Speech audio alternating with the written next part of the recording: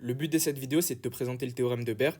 Je vais juste en faire la démonstration aujourd'hui et dans de futures vidéos, si tu veux, on va voir quelques applications assez sympas.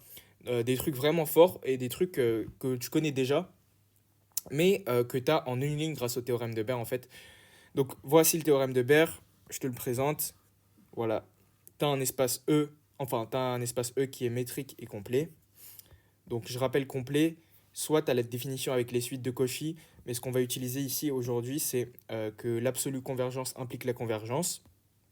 Donc c'est équivalent à dire que toute série qui est absolument convergente, donc pour la norme ici, de l'espace métrique, est convergente. Tu prends oméga n, une suite d'ouverts denses dans E, et tu veux montrer que l'intersection de tous ces oméga n est encore un ouvert dense. Pour montrer ça, le fait que ce soit un ouvert, c'est direct. Et en fait, le point de la démonstration, ça va être de montrer que c'est dense. Avant de te passer à la démonstration, je vais te dire quelles sont les grosses applications de ce théorème et qui sont vraiment ultra puissantes. Donc déjà, la première chose qu'on peut démontrer, c'est que K crochet X n'est pas complet.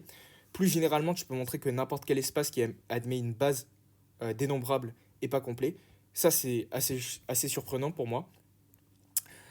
Donc tu prends n'importe quel espace, juste il a une base dénombrable, même en dimension infinie, c'est forcément pas complet. Ça, c'est assez étonnant. Ensuite, on va retrouver le résultat que R est indénombrable. Tu vas me dire que oui, tu connais déjà ce résultat, qu'il est facile à redémontrer et tout ça. Mais en réalité, ici, tu vas l'avoir en une ligne grâce au théorème de Baire, ce qui est très puissant. Ensuite, on va voir des trucs un peu plus spécifiques comme le lemme de Croft et des trucs un peu plus subtils et plus poussés comme le théorème de Banach-Steinhaus, qui est assez fondamental en topologie. Okay, du coup, on est parti pour la démonstration. Alors, l'idée de cette démonstration, c'est que si on pose H qui est égal à l'intersection des n dans n des oméga n, en fait, on va dire que H est dense dans E si et seulement si, pour tout y appartenant à E,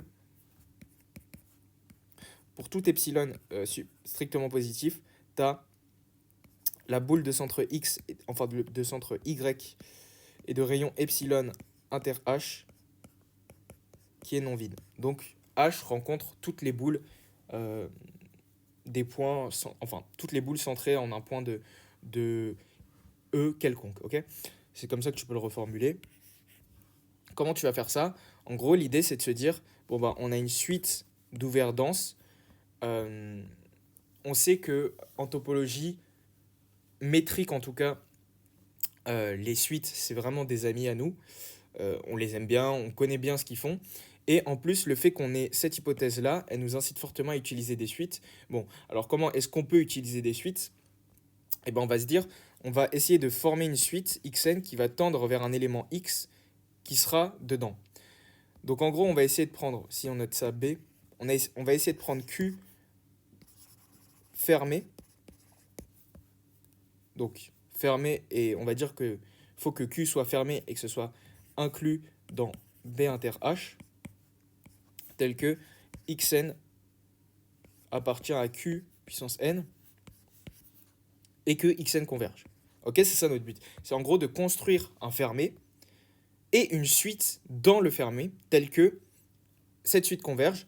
Du coup, on aura que x appartiendra à ceci. Ok, donc, si c'est pas une idée qui te paraît très naturelle comme ça, en fait, elle l'est plutôt, puisque ici, tu as des définitions en termes euh, de suite d'ouverts. Donc, en fait, tu vas te dire, bon, je vais prendre un point dans chaque ouvert et voir si, en m'arrangeant bien, en utilisant la densité et l'ouverture de chaque point, on peut réussir à former une suite qui va converger.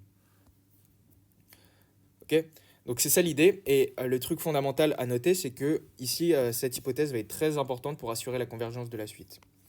Du coup, pour définir cette suite, on va évidemment procéder par récurrence, puisque c'est à peu près la seule manière dont on peut définir la suite, de manière assez simple et de manière à utiliser les hypothèses. Ok, donc pour n est égal à 0, on prend x0 appartenant à oméga 0 inter b. Ok, donc x0 appartient à oméga 0 inter b, et donc puisque Ça, on a le droit. Ça, c'est bon. Ça, c'est OK, car oméga 0 dense.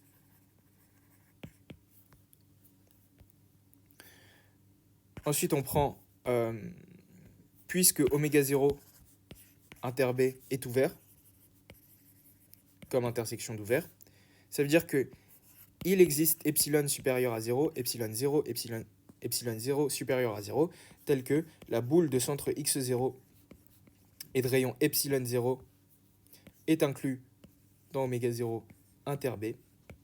Okay. Ensuite, on va poser R0 qui est égal au minimum de epsilon 0 et de 1 sur 2 puissance 0. Donc là, j'initialise, tu comprends bien qu'après, ici, ce sera un 2 puissance n. Et on va considérer B0, du coup, la boule de centre x0 et de rayon R0. Ça, c'est inclus dans oméga 0, inter B, évidemment, puisque ça, c'est inclus dedans. Okay, ça, c'est la première étape, donc l'initialisation, entre guillemets, de la récurrence. Et finalement, on va utiliser cette construction tout du long. Okay, soit n supérieur égal à 1. On suppose Bn, Bn xn construit.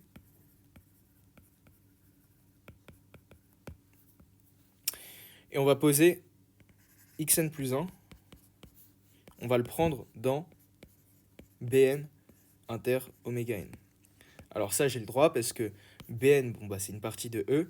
Oméga n est dense dans E, donc c'est OK, car oméga n dense. La deuxième chose que tu vas prendre, c'est du coup, comme ici, tu vas utiliser l'ouverture. Donc à chaque fois, ça se fait en deux temps. On utilise d'abord la densité, puis ensuite l'ouverture de chaque oméga n. Donc oméga n inter Bn ouvert. Donc il existe x epsilon n plus 1 supérieur à 0 tel que la boule de centre xn plus 1 et de rayon epsilon n plus 1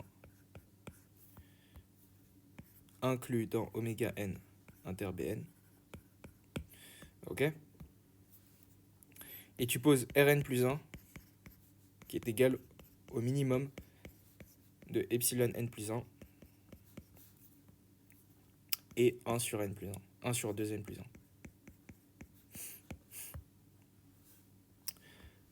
Comme dans l'initialisation, entre guillemets, tu vas poser Bn plus 1 qui est égal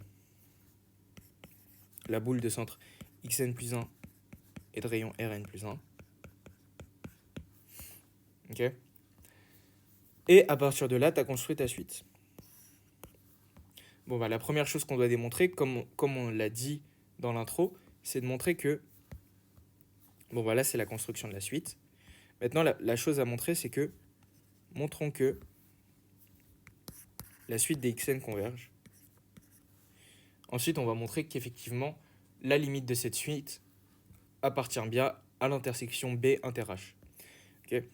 Donc, pour montrer que cette suite elle converge, on va utiliser l'absolue convergence et considérer par télescopage la série associée à la suite xn. Donc, évidemment, comme tu l'auras remarqué, tu as Bn plus 1 qui est inclus dans Bn. Même plus généralement, tu as Bn plus 1 bar inclus dans Bn. Ça nous sera utile. Ça nous sera utile pour juste après. Donc, je le garde de côté. Mais c'est intéressant de noter ça. Donc, pourquoi tu as Bn plus 1 qui est inclus dans Bn? En fait, c'est juste par définition de la suite. Ici, Bn plus 1, il est inclus dans oméga n inter Bn, donc a fortiori, il est inclus dans Bn. Donc, Bn plus 1 est inclus dans Bn.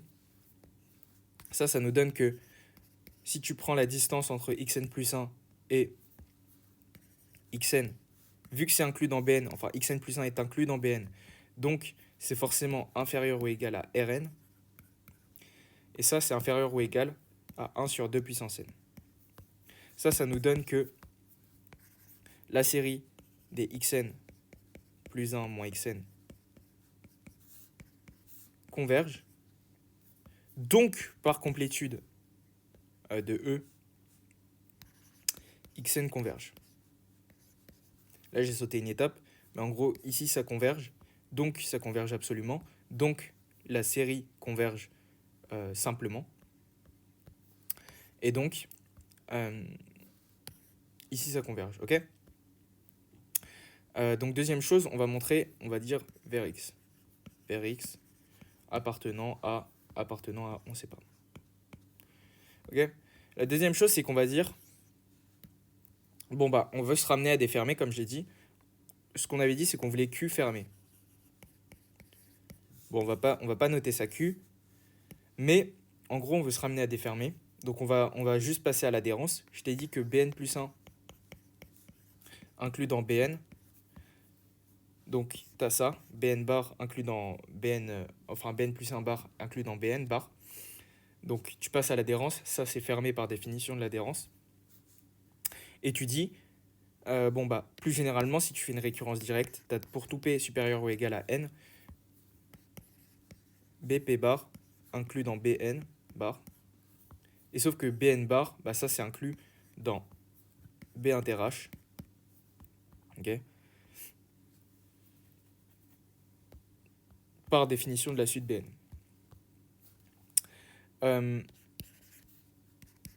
Bp bar, donc xp ça appartient à Bp bar. Et là, du coup, cette inclusion, elle te donne rapidement que la suite des xk, k supérieur ou égal à p, elle est à valeur dans Bn bar. Sauf que la suite des xk, k supérieur ou égal à p, c'est exactement la même, elle a exactement la même limite que la suite des xn, n appartenant à n, à savoir x. Ça implique que x appartient à Bn bar, car Bn bar fermé. Donc ça, c'est égal, enfin c'est inclus dans B inter H, ce qui termine la démonstration. Okay, je récapitule rapidement. Ce qu'on a fait dans cette démonstration, c'est qu'on a exhibé une suite qui avait une limite dans cette intersection pour montrer que l'intersection était non vide, justement. Comment on a construit cette suite ? On utilisait à chaque fois, dans un premier temps, la densité pour prendre le terme, et ensuite, on utilisait le fait que ce soit ouvert pour pouvoir prendre un rayon assez petit dans lequel on allait avoir d'autres termes de la suite. Comme ça, on formait une suite de boules emboîtées. Si on prenait la fermeture de ces boules, donc l'adhérence de ces boules, eh bien, on pouvait se rendre compte que la limite, elle était forcément dans la fermeture de